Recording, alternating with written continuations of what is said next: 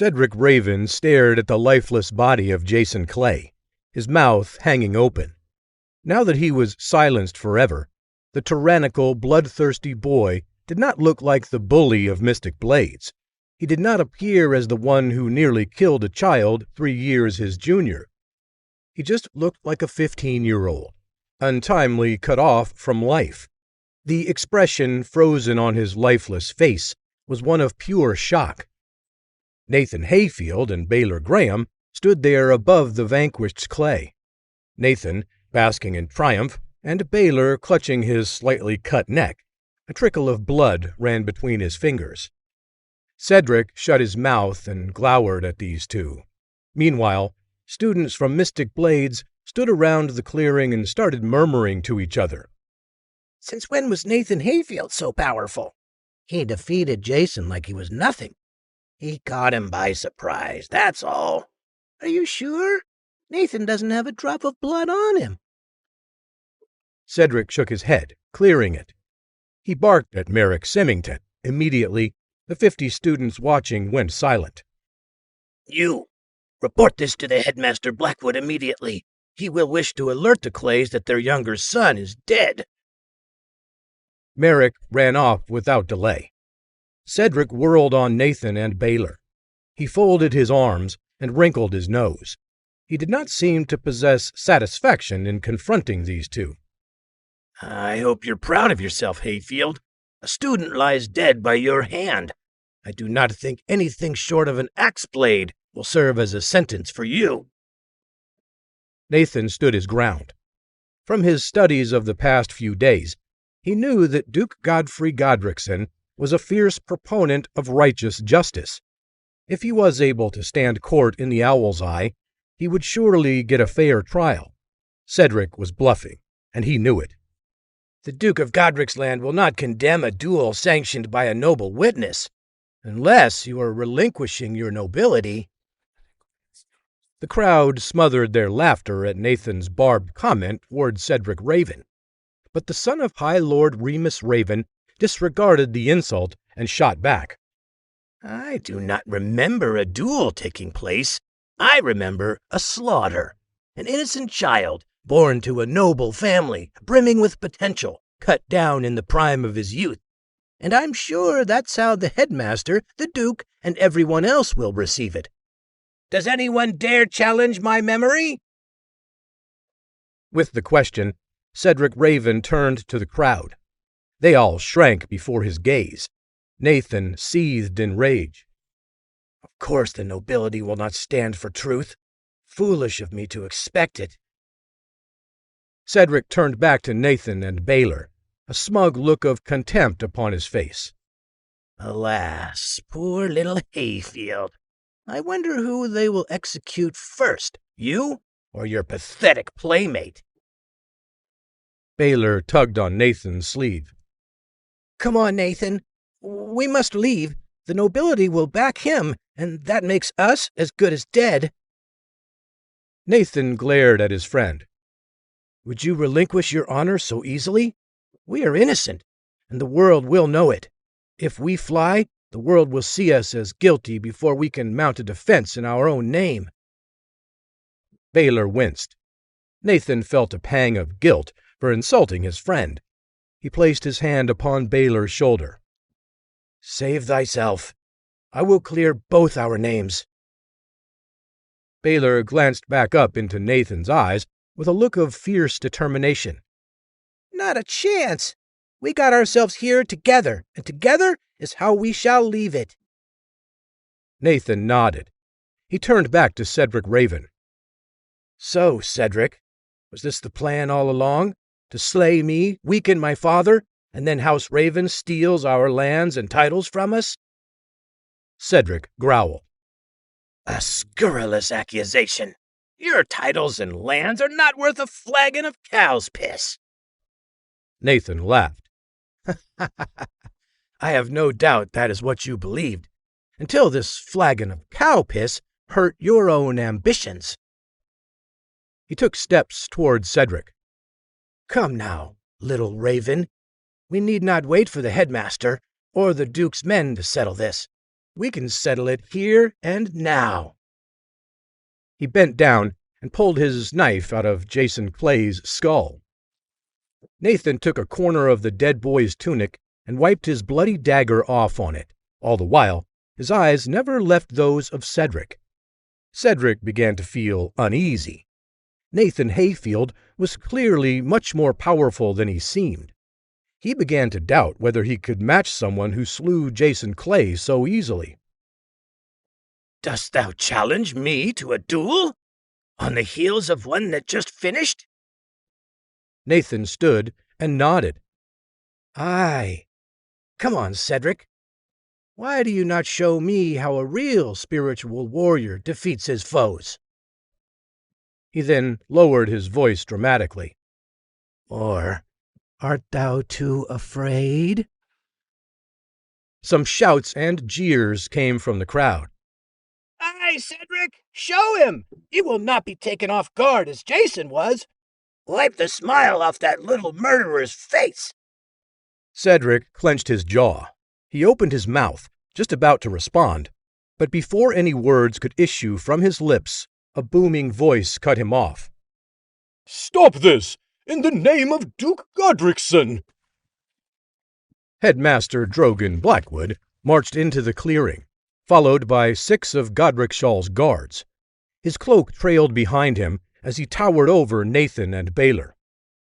Nathan Hayfield and Baelor Graham, how dare you two stain the name of this academy with a foul murder? Nathan smiled tightly at the headmaster.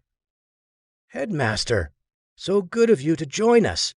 I'm amazed you could make the time, considering how dedicated you are to avoiding interference in duels between students. A shocked gasp passed through the crowd. The students assembled were shocked that Nathan could be so bold as to challenge the headmaster like this. Nathan felt Baelor tense at his side, but he nevertheless continued.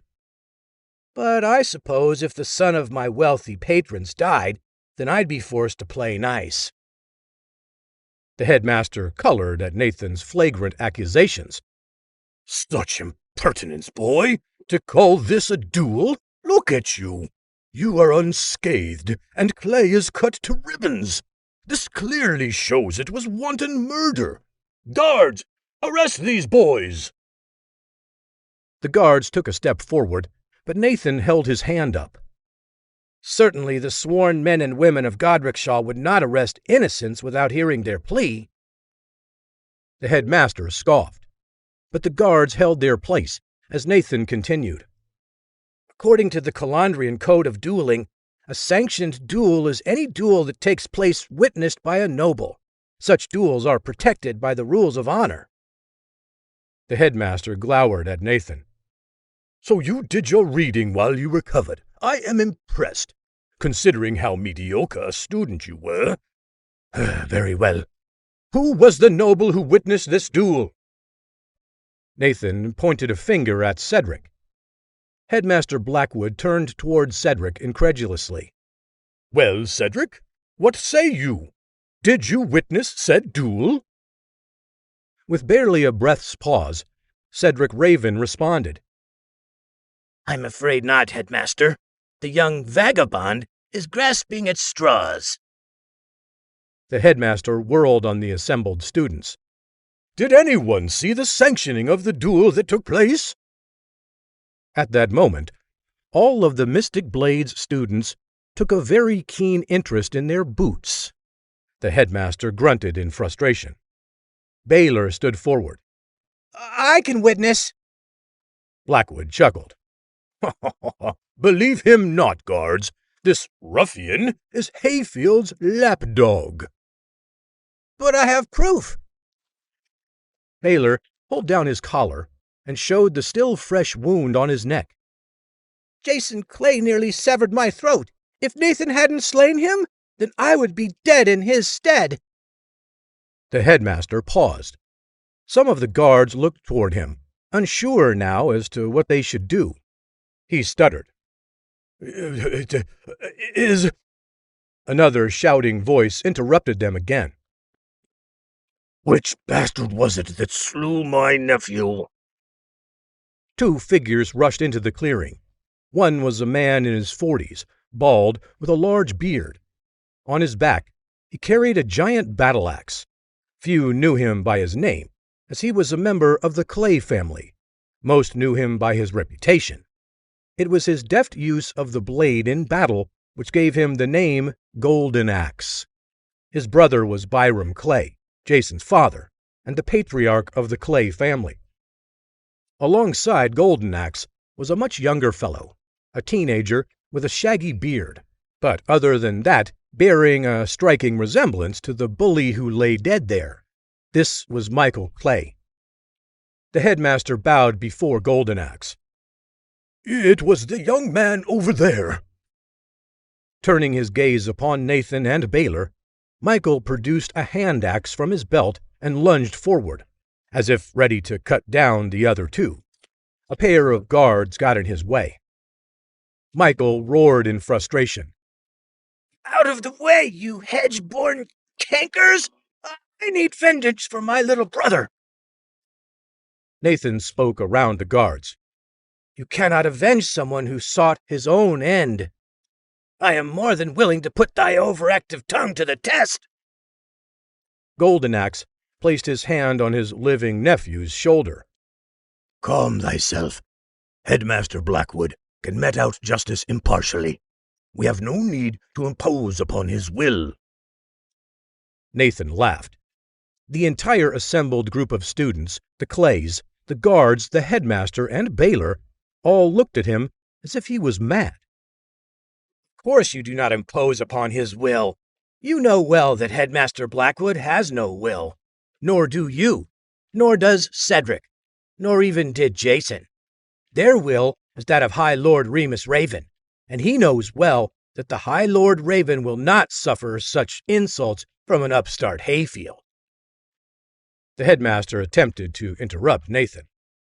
I have had enough of this nonsense. Guards! Will you kill us here, headmaster? Heavens forfend that we might be taken before the Duke. Then we might see a semblance of justice. But based on what I have beheld here, I slightly doubt that truth and honor mean anything in Godric's land. Behold, the head of the Mystic Blades Academy. He will look at a boy who barely escaped death and claim the scar on his throat is counterfeit. Anything to appease his master. The guards lowered their spears and approached Nathan and Baelor. They marched steadily forward. Nathan's grip tightened on his dagger. He began strategizing combat moves. He did not wish to take innocent lives, but if the other option was to have his life snuffed out by the minions of the High Lord Raven, he had no choice. He murmured softly to Baelor, Get ready to run. 6 guards. He had not tested this level of his abilities yet in battle, but there was always to be a first time. He twirled his dagger so its blade faced upwards. That way, he would have mobility. Most suits of plate armor were weak in the joints, so he could disable 3 soldiers by aiming for their necks, knees, elbows, and underarms.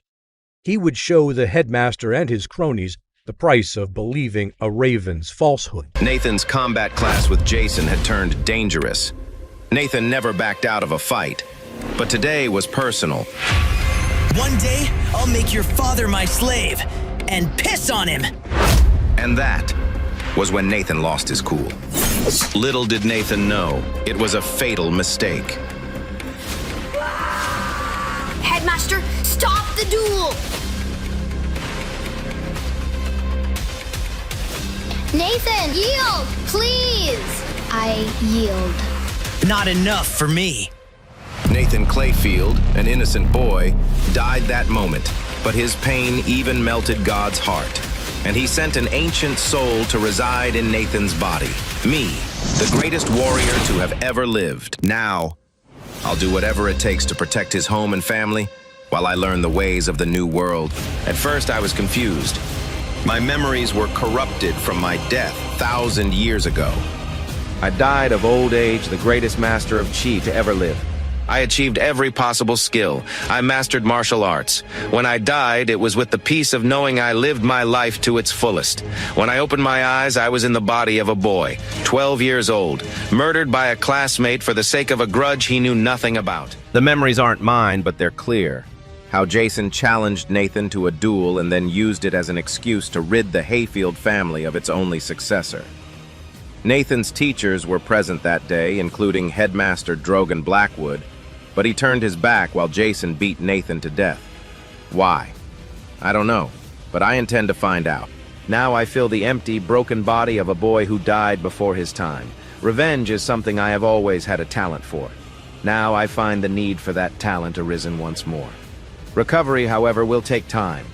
My new body is young, which is good. It is badly broken from that duel.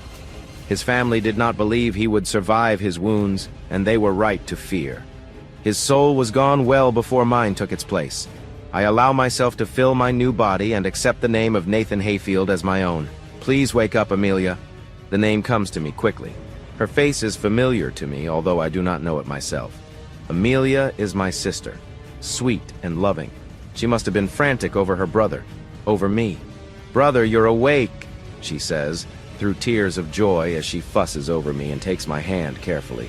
I am injured, terribly injured, but the injuries have at least been treated. I am on the mend. It will have to be enough, at least for now. "We thought we lost you." "Where am I?" I ask. My mouth is dry and Amelia helps me sip that blessedly cool water flavored with mint until I feel able to speak. "What happened?" "Jason Clay." She spits the name as if it's something foul. I don't blame her. If my new hazy memories are to be believed, the boy is deserving of more curses than my sweet sister will lay upon him. And the headmaster, it was. She trails off as she takes a deep breath to try and hold back tears. I reach out and squeeze her shoulder gently. She may not be my sister, but she is Nathan's sister. And I love her already from his memories of her. Nathan died fighting for her honor, and I would do the same without a second thought. She looks about 17. Older than my new body by several years, but still younger than my soul by many more.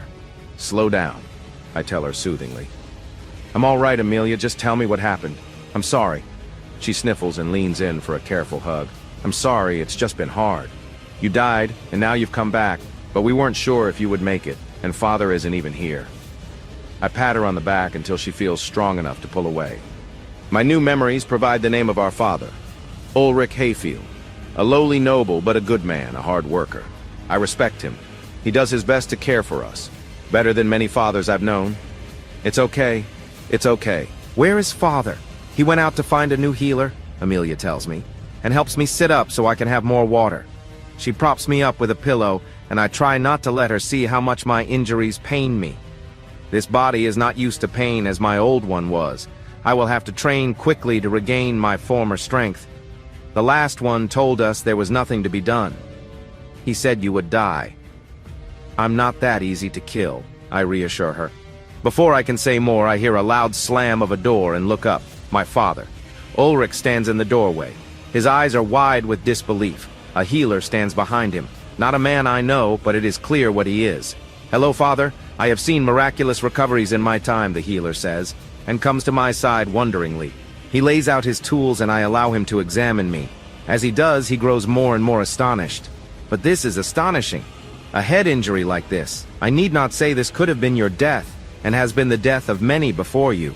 Even so, you must take as much time as you need to heal." I don't bother to reply. I too know how often a head wound like mine is lethal. They do not need to know that the boy who once held this body did die, and that I have taken his place. It would do them no good, and even less for me. I only nod carefully. He is right about one thing at least. I will need far more time to recover before I am able to seek out revenge for these injuries. It takes weeks for me to heal, weeks to recover from the beating that took my life. In that time, I build my strength back up with walks in the garden. Amelia and my father often accompany me, and through them I gain a greater understanding of our situation. Our house is on the edge of ruin. The greater houses, including Jason Clay's, want to see us destroyed. That I will not allow. The worst of them are the Ravens. Their ties to the Clay family are well known. They come around smelling blood, desperate to know if I survive the beating Jason Clay delivered. They. Nathan didn't, of course, but they don't need to know that. They all serve High Lord Raven, but he, of course, would never lower himself to come talk to us in person. No, he sent his lackeys, Grimgor and Arturus, to try and force my father into selling our land. Their threats are heavy-handed and without elegance. I despair for this new generation, even as rage boils in my blood. I will teach them what a true threat looks like. I will protect my new family from anyone who dares to attack them. I will not allow our noble status to be stripped away. My first task is regaining my true power. The power of Asura is a specific form of magic. It was rare even in my first life, and I have heard no mention of it in this one. I mastered it where so many others failed, and now it will be my greatest weapon against these new enemies. The power of Asura is unrivaled. Even the most basic Asura spells can drive an opponent to their knees. This body knows nothing of magic, but I will not let that stop me. I spend the rest of my recovery attempting my old skills. Nathan was sadly unable, I discovered. Barely a level 3 beginner, even the peasants of my time could do better. Still, it is a place to start, and start I must. My old spells are utterly beyond me, but they will come in time. I did not master the power of Asura the first time by giving up when it became difficult. By the time I am ready to return to the school, I have achieved a higher power than before the beating. Nathan Hayfield, surprised to see you here. Now that you're here, why don't you send your sister to my harem as my whore? Merrick Symington bursts into a chuckle. He is one of Jason's cronies. I remember this cruel joke. I feel just as enraged now as Nathan felt that day. He can't possibly know that I am not the same boy who left this school as a bloodied wreck. You know, Merrick, you've got a big mouth. Stick a sock in it. I don't want to hear you so much as mention my sister, I say without hesitation. He is a bully, and I am through allowing bullies to have their way with me or this school. Merrick, of course, does not take the hint. He never was very bright. You're asking for it, Hayfield? He shouts, all bluster in the face of my new confidence. Time to teach you a lesson. He swings at me, his punch pathetic, and so slow I can easily see it coming. I step out of the way and grab his wrist in my hand. It takes only the slightest effort to twist it until the bones crack under my tight grip. I twist a little harder just to make the point. His scream is more satisfying than it should be, but I don't deny my own enjoyment. He is cruel. I have no patience for wanton cruelty. Go cry to Jason Clay, I tell him when I release him. I'm surprised he's not here defending your worthless honor. Just you wait, Merrick yells from the floor when I drop him to the ground. You'll get what's coming to you. I ignore his threats. There is nothing he can do to me now. The crowd around me is loud with whispers, all wondering at the miraculous change in this new Nathan Hayfield. Good. I want them wondering. I want the rumors to spread. I want Jason Clay to know I'm coming for him. This is just a small taste of what I can do. Nathan, you're better, you're back. Baelor Graham, one of Nathan's few friends in the academy. They met as children and grew up together. He is one of my few allies in his school, and honorable despite his low birth. I went to your house, but your father wouldn't let me see you. He continues as he falls into step beside me, grinning. What are you doing back here? I honestly didn't think you'd ever come back. Why not? Because you know you almost died here, and Jason is still here. I didn't think you'd want to have to ever face him again. Guess not, considering what you did to Merrick, Baelor admits. I think he's taken aback by how I treated Merrick.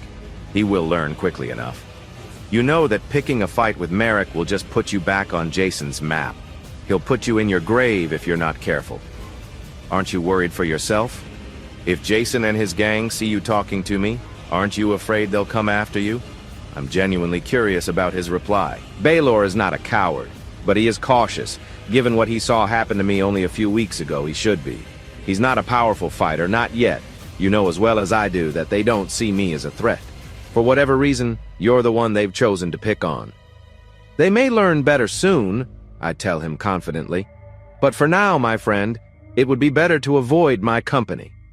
I need to have words with Headmaster Blackwood about why he would allow a student to be murdered on his watch. Why did Headmaster Blackwood let Jason Clay beat Nathan to death? Will Nathan regain his power? Will he be able to save his family from the evil House Raven? Nathan went to the library, and as he walked there, his prying eyes searched for Jason Clay. So far, there had been no word of the bully, at least none that reached Nathan's ears. He recognized some of Clay's cronies staring daggers at him in classrooms and hallways, but had yet to glimpse the man himself. Nathan smiled. He's biding his time for a dramatic entrance. That's what I would do. While he waited in the library, Nathan practiced another Asura technique quietly. He channeled his energy into his fingers and sliced at a wooden dowel he brought for this purpose. Magical energy sliced out from his two pointing fingers and carved a thin line into the wood. Nathan cackled. He needed to go outside to practice this. It was called the razor finger. It could extend the cutting power of any object, and was the first step to eventually mastering the Asura slaying blade, a technique that couldn't just help him win duels. With such power, he could turn the tide in all-out war. A student barged into the library, sweating. Nathan recognized him immediately as Merrick Symington. Merrick rushed up to Nathan. Nathan tensed, ready to fight in case he needed to. The student held up his hands and breathed incredibly heavily. Nathan, you have to come, quickly. What is it? It's Jason Clay. He's... Nathan's eyes widened. He had a sneaking suspicion of what was to come next. What has Clay done? He's captured Baelor Graham. Nathan stood up from his library chair. Fury clouded his vision at the student's news. Attacking me sideways, going for my friend instead of going for me? A coward's tactic. Without a word, Nathan slung his bag over his shoulder and strode out of the library. Merrick Symington, the one who delivered the news, rushed behind him. Where are you going? To find Clay and put him in his place. The student behind him guffawed. Nathan turned, raising an eyebrow at the amused kid. Is something funny? No, nothing. It is only... Hayfield, you know you cannot possibly defeat Jason Clay. He nearly killed you last time. Nathan smirked mysteriously. That will be my best asset. Overconfidence has slain more warriors than battle, famine, and illness all put together. Where are they? Merrick shrugged. How should I know? He turned to face Merrick. Merrick, though taller and broader than Nathan, took a step back in surprise. He had never seen such determination radiating from the 12-year-old's eyes. I know this is a trap, and Baelor is the bait. An odd plan, since both you and Clay seem to think me incapable of defending myself, and you are the one to lead me into it. Merrick's wide-eyed act fell from his face like melting snow upon a furnace. Outside the city gates. Be not too long, though. I suspect Baelor's position to become uncomfortable. With that, Merrick rushed down a hallway. Nathan grimaced. So this is the way of Calandria. The honorable suffer, whilst the powerful and corrupt make them their toys. He rushed first to the headmaster's office. No one answered. He knocked again. A passing student shook his head. 'Tis of no use, Hayfield. The headmaster is out for the day. Nathan felt his rage burning even stronger within him. The Clays must have something to do with this. He looked out from the headmaster's office, across the school's entrance hall. Dozens of students milled about. If I am to be a hero, I cannot face my enemies unseen. Nathan puffed out his chest and bellowed to the entire group. Students of Mystic Blades! The whole group paused, surprised at how authoritative Nathan's voice sounded. Jason Clay has kidnapped Baelor Graham. I will face him and set my friend free. If you wish to be witness to my vengeance, then you know who to follow. Without elaborating, Nathan rushed out the front door. He didn't glance behind him, but he could tell from the sounds that a fair few trainees were on his heels. What's the runt doing? Surely he knows it's a trap. Dumb kid will be slain for sure this time. Such a lack of faith made Nathan grin to himself. They have no idea what a show they are about to see. Nathan eventually reached the woods outside Godricshall, followed by close to 50 students from Mystic Blades. En route, the students exchanged money and promises. They weren't betting on whether Nathan would live. They were betting on how soon Jason Clay would kill him. Nathan quietly activated his Asura seeing eye. The colors around him illuminated, every pigment, every pulse of life showering his vision with sparks. The first person he saw was Baelor. At least, that's who Nathan assumed it was. A burlap sack was suspended upside down from a tree. It wriggled violently, making muffled noises of protest. Nathan snarled. The dishonor of this tactic continued to stoke his fury. He looked around, piercing the foliage with his enhanced vision. There, he saw his foes, Jason Clay, along with a half-dozen cronies. A realization struck him. This ambush is not because the odds are against them. They just want to play with me. The students behind him whispered. They knew something was going to happen. Nathan smiled. If Clay and his goons want to play with me, why then, I shall play with them first. He bent down and collected several stones. He stepped out into the clearing. With his magical eyesight, he saw the bullies' tents, ready to spring out. They were waiting for him to try to free Baelor first. Instead, Nathan held his left hand up, making his palm flat.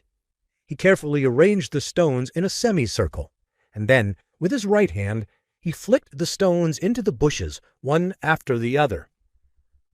As each rock disappeared into the underbrush, Nathan heard a dull thunk, followed by a grunt of pain. Every single missile hit true, striking the unseen foreheads of Clay and his gang. Once he was out of rocks, Nathan rushed forward to Baelor. The sack containing his friend was held by a rope tied to a lower branch. Nathan took a knife and sliced the rope, while holding the other end. He slowly lowered his friend down to the ground and cut through the burlap. Baelor's arms and legs were tied at the wrists and ankles. His friend was gagged, but he looked panicked instead of relieved to see his friend. Nathan first removed the gag. Baelor spoke as Nathan sliced through his other bonds. Nathan, run! 'Tis a trap! Nathan Hayfield! A booming voice came from behind Nathan and Baelor. They made eye contact. Baelor was quaking with fear. Nathan winked at his friend. He stood up and turned. At the other side of the clearing stood Jason Clay, surrounded by his 6 henchmen. Those included Merrick Smimington and, to Nathan's surprise, Cedric Raven, one of the most powerful of the older students in the school. They all had bruised and bleeding foreheads. The students who followed Nathan formed a semicircle around the clearing. Some grunted in frustration, having lost the bet that Nathan would die immediately. But nobody left. They were all riveted to see what happened next. Hayfield? Thou foul worm! You couldn't just slink away to your pigsty of a hamlet and leave fighting to the real men? Nathan gritted his teeth. I see no real men here, unless you refer to the ambulatory chamber pots standing in front of me. Clay laughed. You're the one who will eat my night soil today, Hayfield. So stubborn, so weak. I can see why Father said I should kill you. Something clicked in Nathan's mind. Jason Clay had inadvertently exposed his weakness, so Nathan leaned in. But you failed to do so, Clay. I imagine your father loved that. Perhaps he sent you to bed without supper, or maybe he called you names in front of the whole family. I imagine Even your mother was ashamed of you. Jason's face reddened. Nathan grinned, relishing his foe's embarrassment. How did you spend the last few weeks in the academy? Boasting how you could have killed me, but chose not to? How it was crueler to let me live? Poor Jason Clay. He cannot even smash a cockroach without help from his daddy. Enough! Jason Clay roared and rushed at Nathan. He didn't need swords to kill this upstart whelp. All he needed were his fists. Nathan nimbly dodged Jason's fists and sidestepped until he was out of the way of the infuriated bully's strikes. He called out to the crowd. For this duel to be recognized, we need a noble witness, do we not? The assembled students nodded, stunned. Nathan pointed toward Jason's henchman. Will Cedric Raven be the impartial witness? The black-cloaked boy sneered and reared himself up to his full height. With pleasure, Hayfield. Tension laced through the crowd. They were shocked. They expected a slaughter, not a duel. Jason Clay laughed, still fuming. Well, Hayfield, if this is to be a proper duel, then neither wood nor fists will suffice. He drew out a long dagger with a bejeweled handle. He leered at Nathan. Only steel will settle this battle. Nathan drew out his knife, a shorter, blunter, simpler instrument than Clay's wickedly curved piece of art. So be it. Until satisfaction, then? Until satisfaction. Jason Clay lunged forward, and Nathan dodged again. He swung his knife at the exposed place where Nathan stood, but Nathan sidestepped again. The crowd watched Jason slash violently at Nathan again and again, coming close to injuring his foe with every strike, but also missing. Nathan's eyes never left Jason's. He felt power surging through his veins as his enemy screamed in impotent rage. So Nathan counterattacked. Jason Clay yelled in pain and stepped back. A line of red appeared on his cheek, blood dripping down the side of his face. He stared at Nathan in disbelief. Nathan's dagger point had the tiniest speck of crimson on it, but the 12-year-old was unspotted. Nathan raised an eyebrow. Do you yield? Clay lunged furiously.